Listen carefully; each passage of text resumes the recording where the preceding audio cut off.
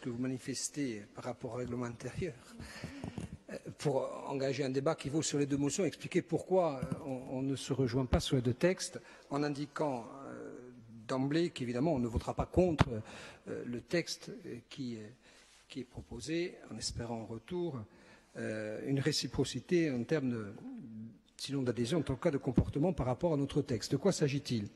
Il s'agit d'un problème qui touche aujourd'hui les rapports entre l'ARS et une institution porto-vecchiaise privée, mais qui opère deux missions de service public, la maternité et les urgences.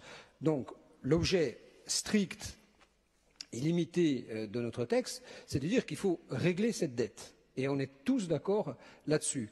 Nous, on ne peut pas aller aussi loin que vous dans ce texte, enfin on ne souhaite pas y aller, parce que en proposant une modulation dans votre corps de motion, vous laissez sous-tendre l'idée, pour ceux qui nous observent, qui nous écoutent, que ce serait la structuration, ou en tout cas la nature de l'institution, en tout cas privée, qui est la cause de ces redondances et de ces défauts de paiement itératifs.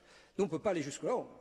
On ne dit pas que vous trompez. En tout cas, on ne va pas jusque-là. Il n'empêche en effet qu'il faudra bien à un moment donné poser le bon diagnostic sur les raisons pour lesquelles, tous les ans, à la même époque, se posent les mêmes problèmes. Donc, j'en profite pour faire, sinon la promotion, en tout cas l'explication de texte de la motion que nous présenterons à la suite. C'est simplement de dire, à l'heure où on se parle, nous on souhaite que soit soldé le problème qui n'est pas forcément structurel, mais conjoncturel du paiement par l'ARS de ce qu'elle doit à la clinique de l'hôpital.